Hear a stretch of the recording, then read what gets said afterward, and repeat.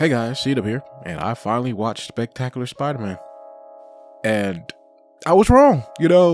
I heard of this show coming out way back when it first was going to come out, and I saw those character designs, and I said, I'm not watching this shit.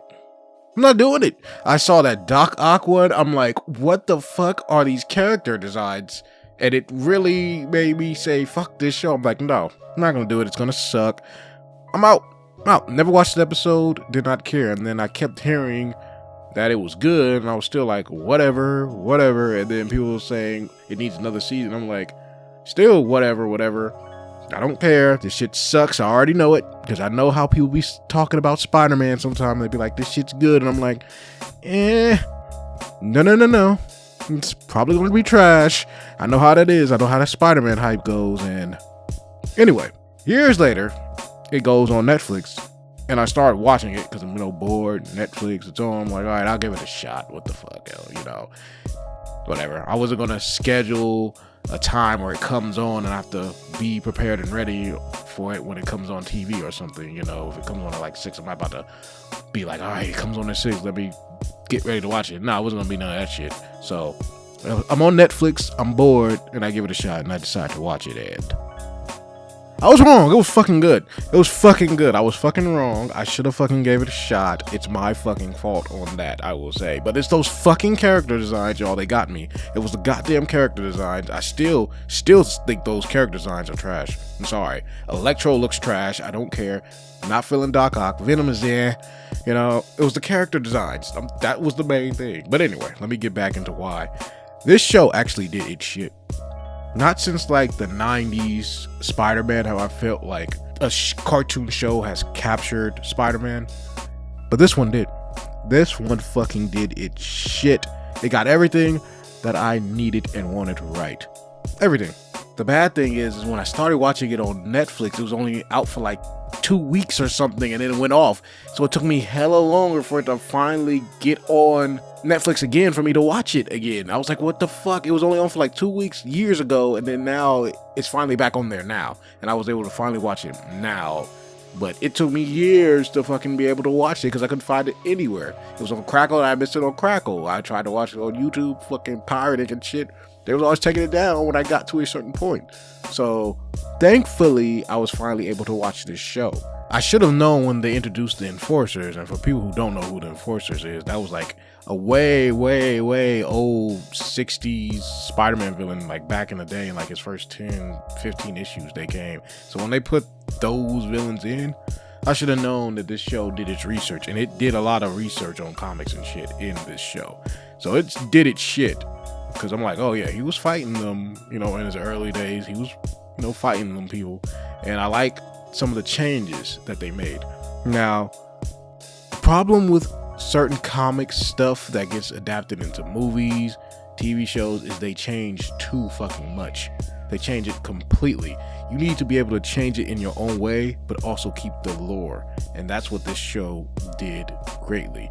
And a lot of other shows, they don't capture that. They're not able to put just minor differences. It's either they put it as, let's change everything, let's make a whole bunch of differences, or we're gonna just do the same thing. And if that's the case, I'd rather you do the same thing, but I think there does need to be a little bit of a middle ground, and this show is able to hit that, and it puts little bit of new changes in there. For example, with the Green Goblin reveal, I was pissed at first, because at the end, well, it wasn't the end of the season, but I was really thinking that Harry Osborn was going to be the Green Goblin. I'm like, what the fuck?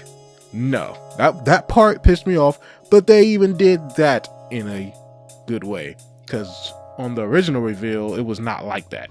But on this reveal, it was the Green Goblin, Norman Osborn, really hiding his tracks and hiding his secret identity really in an expert way. And it's very different than in the comics on how he hid his identity. He was just hiding it really in the comics. And in this one, he took steps to ensure that they would not find out his identity. Doc Ock eventually becomes Dr. Octopus after making experiments on other criminals and giving them superpowers to distract Spider-Man, with Tombstone being the big boss. No Kingpin. They chose Tombstone instead, which is fine by me, but that's who you get. Tombstone is like the big crime boss for the majority of this show, and he gets these supervillains to distract Spider-Man, and that's how a lot of his villains are made. Sandman is a minor criminal who used to getting caught, finally gets his Sandman powers, and even then, they did Sandman correctly to where Sandman, sometimes he's a hero, sometimes he's a villain. Most of the time he's a villain, of course, Robin Banks, but he's not, you know, a killer type of villain. He's not going around killing people. He just wants to rob and get money.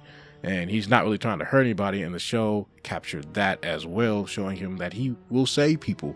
He's not just a villain who just goes around killing. Yes, he's a villain, but you have different types of villains, and he's a villain who just wants to rob and get rich. You know, go on heist, but he's not out to hurt people, and he will save people even if it's going to cost him. I like how they have Doc Ock kind of in his role as to where he's not the main villain, but he's a big player type villain, because he should never to me be the main. He's like a big villain, but he's not as big of a threat as Green Goblin and Venom are.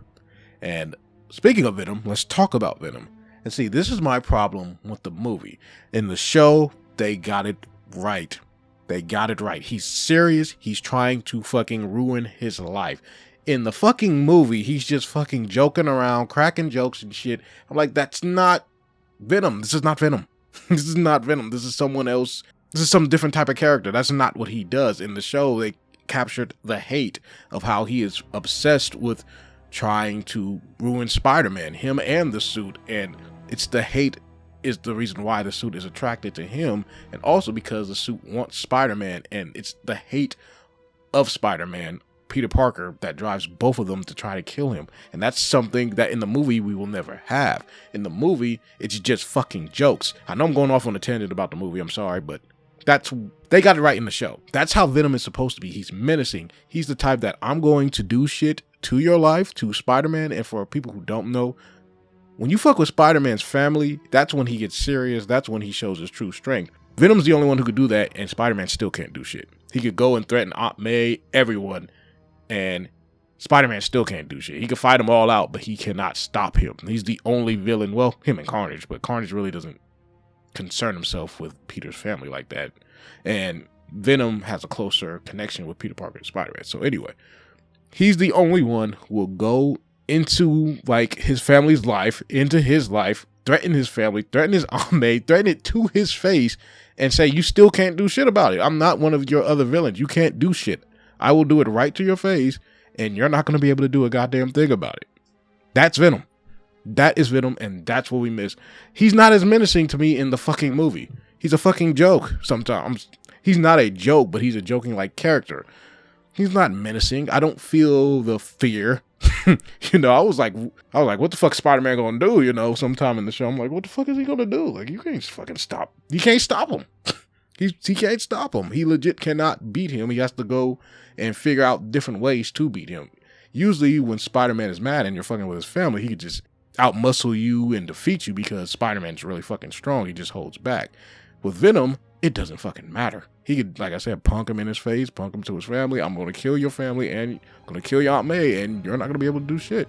That's Venom, and that's what we're missing with the Venom movies. Just none of that. None of that. Nothing's there. And also, the one thing the show didn't do is show how Venom can be a hero, which is really not really needed in the show, honestly, because I'm sure they would have got to that eventually. But for his first introduction, because he only has like a couple of episodes as Venom, you need to show him being menacing, and that's what the show does. On to Peter's love life. For the first season, he's fucking with this one blonde girl, and I don't even know what he saw in her, and even he was like, I don't know what I saw. Anyway, he goes on to Liz, and this is the one time where I'm like, Peter, what the fuck are you doing? What the fuck are you doing? Honestly, I'm going to say also the show got Gwen right. They did Gwen Stacy right. Like, I was feeling bad for Gwen. I'm like, dude, she's right there and you're fucking just ignoring her. And then later he goes back and wants to be with her. I'm like, no, dude, no, you flip-flopping too much. No. And Gwen's just like, okay, I'll take it back. I'm like, no. I think he got his comeuppance later on because he doesn't get anyone. He didn't deserve anyone. Like, I didn't feel that bad for Peter Parker not getting anyone. He didn't deserve. You kept flipping. First you were on to Liz, then you went to Gwen, and then you kind of went back to Liz again. He kept flip flopping. I'm like, what the fuck is that? That's different take, because it was not like that in the comics. He was really just on Gwen, and well, honestly, difference being is Gwen was a little nerdy in this. She wasn't as popular in the comics. She was popular. She was the one that a lot of people liked. In this one, she's nerdy and not as, cute, I guess, not as sexy, I guess, but in the comics, completely different. Gwen Stacy was always viewed as a very sexy, attractive girl. In this one, she is not. So that's why Peter's not attracted to her until later. And then when she comes out with that dress, and now she's looking all fucking fabulous. Now he's just fucking drooling. I'm like, dude, no. Stay with your girl. Stay with your girl. You made your choice. And he kept flip-flopping. I didn't feel bad for him. That's the only time I'm like, usually I'm on Spider-Man's side. And I'm like, no, he's fucking that up. The romance towards that made me not really feel Spider-Man, at least. I didn't give a fuck about if he got the girl or not. Also, Mary Jane. Oh, thank God they got her right. Thank fucking God. Thank fucking God, because a lot of these shows, I mean, it's been a problem. It was a problem in the video game where Mary Jane's just like, I'm just such this good girl. I just want this one guy and blah, blah, blah. She's like this good girl. I'm like, no. That's not Mary Jane. Mary Jane is fucking slutty, and you can't really do that in a kid's show. You can't make her like that. But she is like a free, you kind of get the picture. It's like no one man is going to hold her down until, later with that dude who was betting, Liz Allen's brother. And that eventually went to pieces as well. Speaking of which, I was glad they put the Molten Man back there. Like, they did a lot of research. I was like, where's the Molten Man been in a lot of shit? Because I remember reading about him, like, are they going to just put him in? Or are they just forgetting about him? Finally got him. Like I said, the show did some research. Back to Mary Jane, though. Mary Jane, they did completely right, because in the comics, in the show, and even in the 90s show, it's like she was flirtatious out there. I mean, let's be real. They weren't saying what she was doing, but in the comics, you know what she was doing. She was fucking around. She was fucking whoever. She was a little bit slutty, flirtatious. That's Mary Jane. You know she was fucking back then. They just couldn't really say that in the comics. But we know she was fucking plenty of people. Not just one person, and that's what she is. She's flirtatious. She doesn't stay with one person. She's with Peter next, she's with Flash next, but she makes that pretty clear. Like, hey, I'm doing my thing. I'm gonna be sleeping with whoever. And I was tired of the fucking movies. I like the Tobey Maguire movies, but that was fucking wrong. That is not her. She's not this goody good girl like they have her in that or in the video game. She's not like that. She's not like that. She's out there. She's flirty. She's flirtatious. That is Mary Jane. And they got that right in this show. Thank you, fucking God. Because I've been asking for that. I was like, why do they keep making Mary Jane something she's not? That's not her. That's not her. Eventually she settles down with Peter, but she's flirtatious in the beginning, and none of these shows were making her like that, or video games, or none of these storylines were making her like that. Season finale still, thank you, God, for picking Norman Osborn as the Green Goblin. He wasn't dead. I knew he wasn't dead as soon as that little scene happened. So it's sad that I don't know if we're gonna get a third season. It don't look likely. It's probably not gonna fucking happen, but thank God that it was Norman, because I was fucking scared. I was like, I don't like that shit. I really don't. And they really convinced me that it was gonna be Harry. I'm like, what the fuck? Fucking Harry? It's fine for it to be Harry after Green Goblin, but the original Green Goblin was supposed to be Norman. So I'm glad they fixed that. Also, with him living, I think the plans were for the next season were to eventually get to where it was Peter Parker going with Gwen Stacy. That probably would have drove Harry off the edge, because he's going through a lot of shit with his dad supposed to be dying. But eventually what I think would have happened is he would have got with Gwen, and then eventually Green Goblin would have killed her, or I don't know how they would have did it. He would have did something. He would have came back and did something, and I think then it would have went to Mary Jane, and that would have been, maybe in season 4 where he's with Mary Jane now after that. Maybe we would have got a Carnage appearance. Who knows what would have happened, because they did introduce the drug element in the show as much as they could. So they were able to take risk, just like the 90s one did when they introduced Carnage. So it was possible. I'm just saying it's possible that Carnage would have been a villain on this show. I think they would have taken that risk. So that's what I think season 3 would have headed. That's where it would have headed, is to where he is now going to be with Gwen, or he's going to get Gwen at some point in season 3. Green Goblin would have came back, and he would have killed her, I guess, somehow, some way. I don't know how they would have did it. Maybe would have made her go away. Kind of like how the 90s one did when Mary Jane went away because of the Green Goblin. So one or the other, something would have happened. And then I think he would have went with Mary Jane, and Mary Jane would have been, you know, his final choice.